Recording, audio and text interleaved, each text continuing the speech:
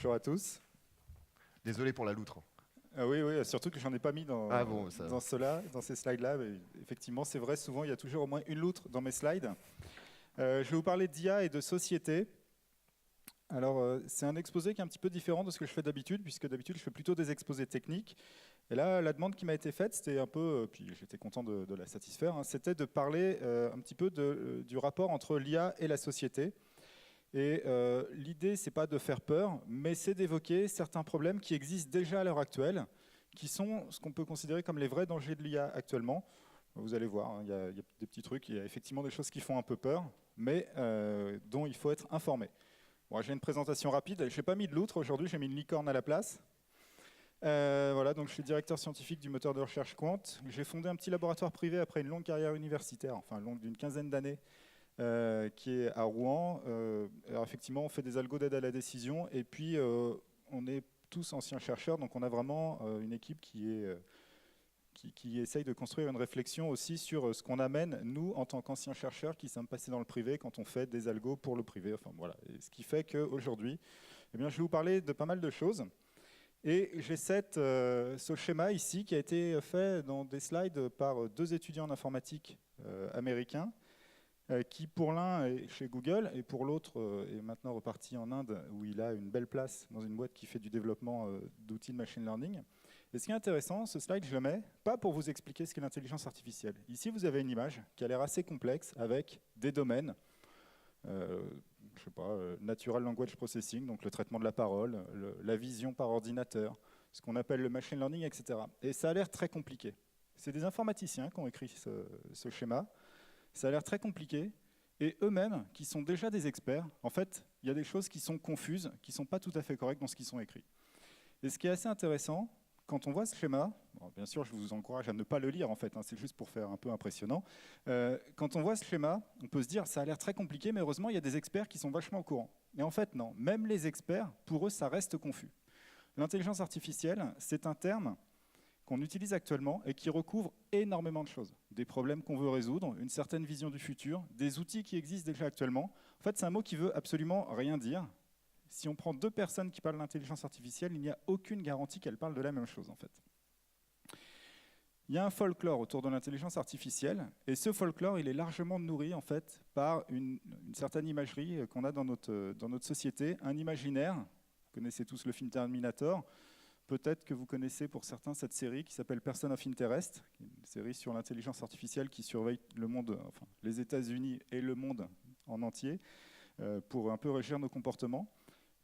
Il y a une peur sur une intelligence artificielle qui serait une conscience émergée de la technique, qui deviendrait plus forte que nous, meilleure que nous sur tous les chapitres, mais qui n'aurait pas forcément la même morale que les êtres humains. Et donc on imagine des dangers, les robots qui veulent nous supprimer, pour cultiver notre énergie, pour ci, pour ça, enfin il y a plein de raisons. C'est un fantasme qui n'existe pas. Je ne vais pas rentrer dans le truc, je pense que d'autres personnes en ont parlé. Il y a des raisons techniques pour lesquelles pour l'instant il y a des doutes sur est-ce que c'est faisable. Il y a des gens qui y croient, il y a des gens qui n'y croient pas, mais c'est le mot-clé, qui y croit, qui n'y croit pas. Aujourd'hui on est dans le domaine de la croyance par rapport à cette vision un petit peu folklorique. Et ce n'est pas parce qu'il y a des robots, comme ceux de Boston Dynamics ici, qui font des sauts périlleux, etc., qu'il existe déjà une intelligence artificielle consciente d'elle-même, etc. Alors après, moi je ne vais pas parler de ce folklore plus que ça, je vous encourage à lire ce livre qui est écrit par Nick Bostrom, qui est sorti en français, Super Intelligence, qui est sur la création de ce qu'on appelle une super intelligence. Pas forcément d'ailleurs par l'informatique, et il évoque largement tous les dangers, et essentiellement il évoque deux dangers, l'extinction de l'espèce humaine et la fin de l'univers, due à une intelligence artificielle. Et l'exemple qu'il donne, et c'est pour ça que j'ai mis un trombone, il dit si une super intelligence n'a qu'un seul objectif dans sa vie, c'est de fabriquer des trombones à partir de la matière qu'elle trouve, eh bien elle ne s'arrête jamais jusqu'à ce que tout l'univers ne soit composé que de trombones. Et il dit ça le vrai risque de l'intelligence artificielle. Alors bien sûr c'est pour faire passer son message et je vous encourage à lire ça, mais aujourd'hui je vais vous parler plutôt des risques actuels de l'intelligence artificielle et de la réalité de ce que la société attend de l'intelligence artificielle. Dans le schéma de tout à l'heure, si vous avez regardé rapidement, alors que je vous ai dit de ne pas le faire, vous avez peut-être vu une petite brique qui est marquée Machine Learning. Machine Learning, apprentissage automatique. L'apprentissage automatique, c'est quoi? C'est un ensemble de techniques qui ont pour ambition de réaliser des tâches que d'habitude les êtres humains réalisent. De les réaliser comment? On a toujours l'idée, mieux, plus vite, etc. Et essentiellement, ce que la société attend aujourd'hui réellement, en 2018, de ce qu'on appelle l'intelligence artificielle, c'est ça. C'est des robots qui sont en fait des aspirateurs qui vont aspirer tout seuls, parce que comme ça évite qu'on passe du temps à aspirer, puis c'est peut-être mieux fait, surtout si c'est moi qui fais passer l'aspirateur avant. D'autres robots qui sont capables d'opérer, repérer une tumeur, enlever la tumeur, etc., etc. Un feed de news dans un réseau social, ici c'est Facebook, adapté à vos besoins. Ou, c'est l'exemple peut-être le plus marquant à l'heure actuelle, une voiture qui se conduit toute seule. En fait, ce que l'être humain attend, essentiellement, c'est quoi? C'est d'abord l'automatisation de tâches laborieuses. C'est le rêve en fait de s'affranchir de tout ce qui nous gonfle. Il y a des choses qu'on n'a pas envie de faire. Je n'ai pas envie de passer l'aspirateur, donc j'ai envie qu'un robot le fasse. Je n'ai pas envie de conduire parce que ça me fatigue. Il y en a qui aiment ça, mais tout le monde n'aime pas ça, et puis conduire pendant 8 heures de suite, c'est fatigant. Donc j'ai envie qu'une voiture le fasse pour moi, automatiquement. Après, si je suis une entreprise, de quoi j'ai envie? J'ai envie de gagner plus d'argent. Pour gagner plus d'argent, faut diminuer les coûts humains, les coûts techniques, etc. Donc je veux une certaine automatisation de tâches qui sont faites, qui ne sont pas forcément les plus rentables, et donc sur lesquelles j'ai des grosses pertes d'argent. Et puis je veux simplement trouver des choses qui me donnent une traction financière, avec des systèmes de recommandation, par exemple, comme fait Amazon ou d'autres opérateurs. Et puis, in fine, il y a aussi une autre tâche qui est une plus grande sûreté, la sûreté au sens large. Ça peut être la sécurité, je veux moins de crimes. Ça peut être la sûreté, je veux moins d'accidents dans ma voiture. Ça peut être la sûreté au sens que je veux vivre plus longtemps, et donc une meilleure médecine, etc. Et donc voilà, je veux obtenir quelque part une qualité de vie qui est celle que me donneraient les meilleurs humains s'ils m'aidaient à l'obtenir, mais je veux que ce soit disponible pour tout le monde. Et ça, c'est vraiment le cas de la voiture autonome, par exemple. Ce qu'on attend d'une voiture autonome, c'est qu'elle conduise comme le meilleur pilote au monde. On ne veut pas qu'elle conduise comme une personne normale, parce qu'on veut moins d'accidents. Donc en fait, on veut une voiture qui conduit mieux que l'être humain moyen, et c'est ça qu'on va attendre. Toutes ces tâches, toute la réalité de ce qu'on veut aujourd'hui en termes d'intelligence artificielle, c'est offert par le machine learning, qui est une sous-branche de l'intelligence artificielle. Alors bien sûr, c'est un petit peu à l'emporte-pièce que je dis, il y a besoin de vision par ordinateur, etc. Mais je vais simplifier. La plupart des choses sont liées à ce qu'on appelle l'apprentissage automatique. Et l'apprentissage automatique, c'est quoi? C'est l'automatisation de l'intelligence humaine. On va essayer de créer des algorithmes qui vont mimer les prises de décision que les humains vont faire, en essayant d'éviter la plupart des erreurs que les êtres humains vont faire, parce que les êtres humains font des erreurs. Ça, c'est ce qu'on veut, c'est, disons, le monde idéal. Mais la vérité, c'est que quand on automatise l'intelligence humaine, eh bien, on automatise aussi la bêtise humaine. L'intelligence et la bêtise, ça va ensemble. Et donc, dès qu'on commence à mimer les comportements humains, on mime les bons et les mauvais comportements. Et le danger principal de ce que je ne vais plus appeler l'intelligence artificielle, mais le machine learning de nos jours, eh bien, c'est ça. C'est en fait le fait qu'on va automatiser un certain nombre de problèmes que nous, on a par construction. Alors, je vais vous donner d'abord des exemples et puis des choses importantes qu'on voudrait savoir sur certains problèmes. Je vous ai parlé de la voiture.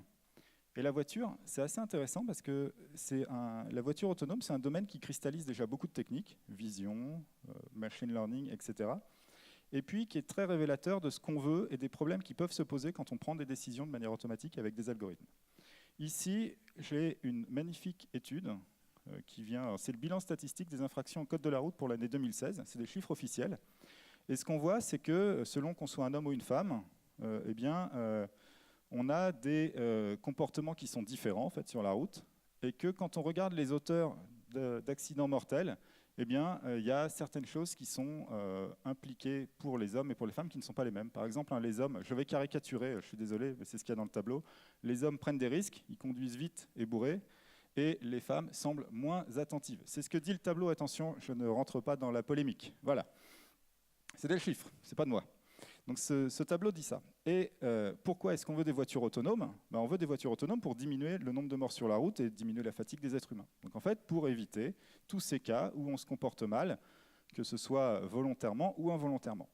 Il y a des choses techniques qu'on va mettre en place qui vont faire qu'on va être capable d'avoir une qualité de conduite, dans la plupart des cas, qui va être au moins aussi bonne qu'un être humain qui n'a pas bu, qui ne conduit pas trop vite et qui est attentif à ce qui se passe sur la route. Parce que finalement, c'est ce qu'on veut. Et puis, il y a toujours des accidents qui peuvent arriver. Moins, mais il y en aura toujours. Il y a toujours des cas où on n'a pas le choix. On n'a pas le choix. Il faut passer, la voiture est lancée, elle ne peut pas s'arrêter. C'est la physique. Quand un véhicule roule à 100 km/h, il ne peut pas s'arrêter en 4,50 m. Il y a 2 piétons sur la route, il faut choisir d'en écraser un et de laisser l'autre vivant. Et tout le problème est là maintenant, c'est qui assume la responsabilité du choix moral que va faire le véhicule dans cette circonstance qui est inévitable. C'est une question qui est difficile en fait. En tant qu'être humain, on prend cette décision dans des cas d'accident. Et d'ailleurs, c'est assez étonnant, hein, c'est que souvent, par exemple, on essaye d'éviter l'accident, de se préserver, ou alors au contraire, on n'hésite pas. Enfin voilà, les gens vont avoir des comportements différents qui sont assez imprédictibles. La machine, elle rend ce comportement prédictible. Donc la société doit faire un choix. Et c'est le premier danger. C'est on change finalement quelque chose dans la société. Avant, on se disait, bah voilà, il y a un accident qui arrive, des gens vont mourir. C'est triste, mais c'est ainsi, c'est la fatalité. Puis après, selon ce qui s'était passé, on décide les gens se sont bien ou mal comportés. Maintenant, il faut décider à l'avance de ce qu'on doit faire dans tel ou tel cas d'accident. Il faut donc décider qui va vivre, qui va mourir. C'est-à-dire qu'on rentre dans une discussion qui est un petit peu pernicieuse au niveau de la société, qui est il faut arbitrer sur la valeur des vies. On n'est pas en train de se dire est-ce que vraiment c'est raisonnable d'arbitrer là-dessus. On a déjà fait ce choix parce que finalement, le choix technique implique le choix moral. Maintenant, ce qu'il faut faire, c'est quantifier la valeur de chaque vie pour décider. Et donc, on a un problème, c'est que la simple idée de dire on va faire une voiture autonome, ça veut dire qu'on a déjà fait le choix de rentrer dans une société où on va donner une valeur différente à certaines vies humaines par rapport à d'autres. Donc c'est le premier danger, parce que c'est un changement de ce que fait la société. Donc la technologie en elle-même nous force à nous poser des questions qui sont potentiellement dangereuses. Après, il y a d'autres exemples qui peuvent paraître moins dramatiques. On fait de l'IA pour recruter mieux et moins cher actuellement. Recruter mieux et moins cher, c'est quoi ? Eh bien, il y a des milliers de CV qui circulent, et puis il faut trouver quels sont les CV qui correspondent le mieux à des offres d'emploi. Donc LinkedIn fait ça tous les jours, en vous envoyant les offres qui semblent correspondre le mieux à votre profil. Donc c'est ce qu'on appelle du screening, et l'avantage des techniques de machine learning, c'est qu'on peut faire du screening très rapidement. Mais il y a des lois qui existent en France, mais dans tous les pays, dans la plupart des pays, pour éviter les discriminations à l'embauche. Donc ça, ici, c'est les 24 critères de discrimination qu'on a en France sur l'embauche, c'est dans le Code du travail. Nom de famille, sexe, grossesse, apparence physique, lieu de résidence, caractéristiques génétiques, le fait d'être en situation de vulnérabilité financière, etc. Tous ces biais, la loi les évite, ou essaye de les éviter, en demandant aux gens de ne pas regarder, enfin de ne pas utiliser telle ou telle caractéristique. C'est une problématique qui est difficile, qu'on peut essayer de matcher d'un point de vue automatique, mais on va voir que c'est très difficile en fait de faire ça de manière automatique. Et tous les algos qu'on va essayer de faire pour faire ce genre de choses, ils vont tomber dans un problème qui est toujours le même, ils reproduisent les biais des êtres humains. Si les êtres humains pensent que tel type de personne qui habite à tel endroit mérite un salaire plus bas ou un type d'emploi particulier, finalement la machine va finir par reproduire tout ça. Et on arrive au vrai risque actuel de l'IA. Actuellement, le vrai danger, c'est l'automatisation des biais, en particulier humains. Donc la question qu'on peut se poser, c'est chaque fois qu'on a un algo d'IA qui doit prendre une décision, comment est-ce qu'on peut garantir que sa décision soit équitable ? Il y a des données qui servent à nourrir les algos d'apprentissage. Ces données, elles ont des biais, parce que les êtres humains ont des biais. Comment est-ce qu'on fait pour repérer ces biais ? Comment est-ce qu'on les prend en compte ? Est-ce qu'on est capable de créer un algo équitable si les données ne le sont pas en elles-mêmes ? C'est les questions qu'on va se poser, et c'est des questions difficiles. Alors il existe 3 types de biais essentiellement, et je vais vous donner des exemples à chaque fois de la problématique. Il y a les biais qui sont préexistants dans la société, c'est la chose la plus évidente. On a des biais individuels, on a tous des stéréotypes, on a peur de certains types de personnes, voilà, etc. Donc on a tous des biais, mais la société aussi a des biais très forts. Il y a un biais par exemple qui est très très répandu dans la société, qui est la distinction homme-femme au niveau, par exemple, des salaires, de l'emploi, etc. Si je fournis à un algorithme des données qui sont biaisées, si je dis à un algorithme, les femmes méritent, attention, ce n'est pas que je le pense, c'est que je donne à l'algorithme des données qui semblent indiquer que méritent un salaire plus bas, l'algorithme, qu'est-ce qu'il va apprendre ? C'est que les femmes devraient avoir un salaire plus bas. Et donc, systématiquement, si je lui dis quel prix pour telle personne, ce que va faire l'algorithme, c'est dire si c'est une femme, c'est tant, si c'est un homme, c'est tant, et c'est plus. Donc ça, c'est le premier problème. Après, il y a des problèmes beaucoup plus étonnants. Par exemple, les biais techniques. Souvent, et vous l'avez entendu, c'est très à la mode, notamment à cause des problèmes qu'il y a autour des différentes méthodes pour dire qui va aller faire des études dans le supérieur et où. On vous dit, pour rendre les choses équitables, on va faire un tirage au sort. Un tirage au sort, pourquoi pas ? Le problème, c'est que techniquement, tirer au sort, ce n'est pas très facile. Et donc, des fois, on peut faire un tirage au sort qui est un peu biaisé. on va tirer au sort, mais on a un dé qui va faire plus souvent 6 que 5, 4, 3, etc. par exemple. Donc on va tirer au sort les choses de manière un peu biaisée. D'ailleurs, ce n'est pas très grave, mais en fait c'est grave parce que ça va renforcer un autre biais. Imaginez, vous êtes en train de trier au sort en tirant au sort les gens qui sont classés par ordre alphabétique. Donc vous avez une liste de tous les étudiants, de tous les lycéens qui ont passé le bac à un endroit, et vous devez décider ceux qui vont dans telle filière, mais il n'y a que 4 places, donc vous devez tirer au hasard. Imaginez que vous avez un biais qui favorise les nombres les plus grands. Vous allez donc prendre les gens qui sont en fin de liste. Les gens qui sont en fin de liste, si c'est trié alphabétiquement, ils ont un nom de famille qui commence plus souvent par X, Y, Z que par ABC. Ça a l'air anodin, mais en fait ça ne l'est pas parce que les données en elles-mêmes sont biaisées. Les noms de famille, selon le pays d'origine par exemple, selon tout un tas de critères, peuvent être très différents. Et donc certains types de noms produisent un biais qu'on n'avait pas le droit de considérer, par exemple, quand on faisait de l'embauche. Ici, l'appartenance supposée à une ethnie, par exemple, en fait, on le retrouve pour une raison uniquement technique. On ne sait pas bien tirer au hasard. Et donc voilà, on construit un biais sur des données parce que les données en elles-mêmes, eh bien, elles ne sont pas anodines. Et puis ensuite, on a ce qu'on appelle le biais émergent. Et le biais émergent, c'est quoi? C'est je fabrique un outil, il semble qu'il fonctionne bien pour tout le monde. J'ai un super algo. Mais en fait, pour des raisons techniques, tout le monde n'y a pas un accès équitable. L'exemple typique, c'est vous faites une interface très compliquée avec beaucoup de vocabulaire. Eh bien, quelqu'un qui ne sait pas lire ou pas bien lire, il ne peut pas y avoir bien accès. Et donc, vous créez un biais, simplement, parce que l'outil que vous avez créé n'est pas accessible à tous. Au final, ce qu'on veut, quand on fait de l'intelligence artificielle, c'est éviter les discriminations, éviter les biais. Et c'est assez amusant, en fait, on dit comme ça, pas tellement, mais c'est assez amusant parce que les algorithmes de machine learning, en eux-mêmes, ce sont des machines à discriminer. C'est des machines à classer des objets dans des boîtes. Et ce qu'on veut, c'est leur garder cette caractéristique, être capable de décider, être capable de classer, mais de manière morale et de manière faisable en pratique. Donc c'est la vraie problématique. Après, on peut se poser des questions. Est-ce qu'on peut avoir des algos qui soient déjà moins biaisés que les êtres humains? Alors la réponse est oui, on peut diminuer le biais en travaillant sur le dataset. Il y a beaucoup d'exemples, et par exemple, la plupart des datasets qui ont un biais lié à la supposée race, qui pourrait par exemple, alors il y a beaucoup d'exemples aux États-Unis, l'exemple de quoi? D'un algorithme qui décide d'un score de beauté pour les personnes et qui donne un plus haut score toujours aux personnes à la peau blanche qu'aux personnes à la peau noire. Pourquoi? Parce qu'en fait, dans le dataset d'apprentissage, il y a plus de personnes qui ont la peau blanche que la peau noire. Et donc, ça oublie un certain nombre de personnes dans les critères. Donc, un travail sur le dataset peut permettre de rectifier les choses. Si on fait bien attention, que tout le monde soit représenté, etc., on va avoir quelque chose qui est plus sincère. Mais c'est difficile à faire. Mais en faisant ça, on va avoir un meilleur résultat. Après, on peut avoir des algos qui vont mimer la diversité des jugements humains. Ce qui fait que les biais sont diminués généralement entre humains, c'est la diversité des jugements. Vous êtes au bar, quelqu'un sort un poncif, un stéréotype absolument atroce, la moitié du bar peut dire « Ah, quand même, tu déconnes, c'est pas du tout ça, je vais t'expliquer, etc. » Et donc la discussion va faire que les biais vont se rectifier d'eux-mêmes. C'est pour ça qu'on fait des jurys où il y a plus d'une personne, par exemple. Mais en pratique, c'est faisable entre êtres humains, c'est très difficile à faire techniquement, puisque techniquement, on prend ce qui semble donner la meilleure décision systématiquement. Et puis après, on peut avoir des mécanismes de feedback. Et le mécanisme de feedback, c'est littéralement le truc du bar, mais de manière plus forte.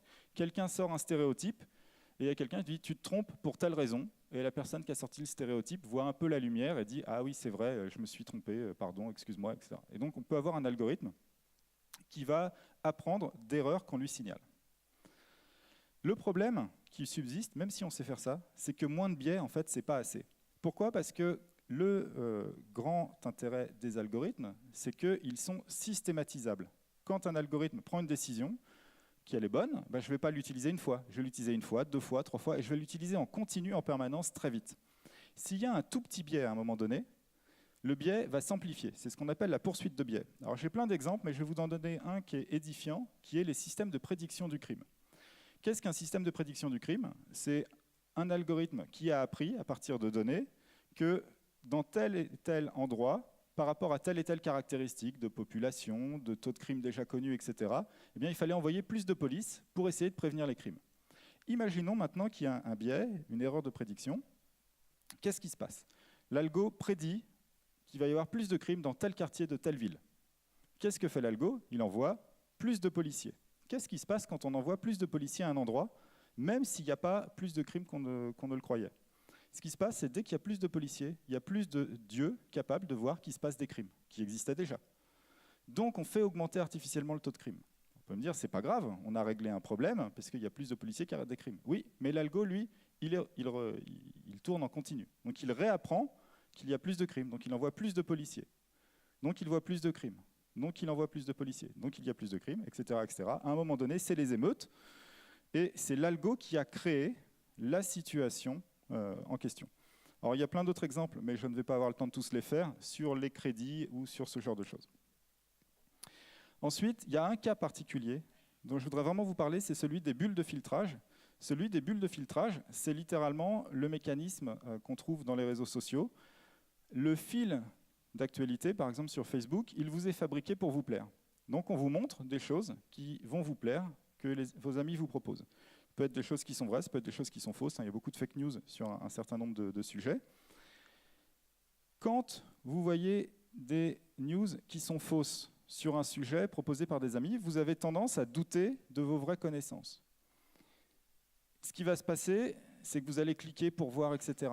Et donc, ça va créer une fausse appétence qui va faire qu'on va vous montrer de plus en plus de fausses news. Et donc, en vérité, la bulle de filtrage, elle amplifie sa problématique. Au début, vous voyez des choses qui sont des choses qui vous plaisent, puis après, ça vous plaît un peu moins, mais ça va finir par vous plaire parce que c'est ce que vous voyez. Et donc, il y a un mécanisme dit normatif, c'est-à-dire qu'au fur et à mesure qu'on vous montre des choses, vous y croyez de plus en plus fort, et c'est de plus en plus qu'on va vous montrer, et vous y croyez de plus en plus fort, etc. Et à la fin, vous finissez par voter pour n'importe qui. Voilà. Et donc, c'est pour ça que je voulais en parler, parce qu'il y a quand même des articles scientifiques qui montrent que les gens ont réellement été influencés par ces bulles de filtrage qui leur montraient simplement un certain type d'opinion, et on finit par radicaliser des gens avec ce genre de bulles de filtrage, puisqu'au début, on vous montre quelque chose, vous êtes d'accord, mais vous dites « ah, quand même, c'est un peu osé », puis on vous le montre de plus en plus, et au final, vous finissez par y croire, d'autant plus que vous n'avez jamais d'opposition à votre pensée qui vous est montrée. Et donc, voilà un certain nombre des problématiques dont je voulais vous parler. Tout ça, ça amène un certain nombre de questions, c'est mon slide final. Il y a la question de garantir l'équité, et c'est la question majeure, c'est le problème qu'on veut résoudre en tant que chercheur. Mais garantir l'équité, on l'a vu, il y a plusieurs pistes pour ça. Et il y a une piste qui consiste à savoir ce qui se passe et être capable de rectifier l'algorithme. Savoir ce qui se passe, c'est garantir la transparence. Et c'est le vrai gros enjeu technique. Donc ça, c'est ce qu'on veut résoudre. Comment garantir l'équité? Je veux l'équité. Pour ça, je vais essayer de garantir la transparence. Je vais essayer de faire en sorte que tous mes algos d'intelligence artificielle, ils soient capables de me dire pourquoi ils ont pris telle ou telle décision. L'algo me dit qu'il faut envoyer des policiers dans tel quartier. Il doit être capable de me dire parce que je pense que dans tel quartier, il y a ça, ça, ça comme problème. Et donc un être humain peut de temps en temps aller voir et dire c'est vrai, c'est faux, pour rectifier ce que fait l'algo. Ça, il faut le faire de préférence sans révéler des informations privées. Pour la police, on dit c'est pas grave, mais imaginons que l'algo ne soit pas là pour envoyer la police à un endroit, mais pour décider si telle ou telle personne a le droit à un crédit. L'algo décide que telle personne n'a pas le droit à un crédit. On dit pourquoi? On dit à cause de ça, ça, ça. Il faut que l'algo soit capable de me dire pourquoi il a pris la décision sans me dévoiler trop d'informations sur la personne en question. Et puis ensuite, une fois qu'on a des algos plus ou moins équitables, mais surtout dont on sait qu'ils sont transparents, c'est qui prend la responsabilité, qui porte la responsabilité de la mauvaise décision de l'algo, parce qu'elle arrivera toujours. Qui est responsable parce qu'une voiture autonome a tué 3 piétons? Qui est responsable parce que la police a été envoyée à un endroit et a par erreur matraqué quelqu'un qui ne le méritait pas, etc., etc. Et donc là, il y a une vraie grosse difficulté, c'est qui est responsable? Est-ce que c'est le créateur de l'algo? Est-ce que c'est celui qui fournit les données? Est-ce que c'est personne? On dit c'est la fatalité, comme on disait avant de tous les accidents, etc. Donc voilà, il y a une vraie problématique sur déterminer la responsabilité. Et cette problématique, elle est très très loin du champ technique. Et c'est heureux pour ceux qui font de la technique, puisque c'est sans doute la vraie, plus grosse problématique qui va être liée à l'intelligence artificielle dans le futur. Et voilà, je finis. Moi, j'avais mis un slide pour des questions. Je ne sais pas si on... Pas de questions, des questions, je ne sais pas. Merci beaucoup, Sylvain.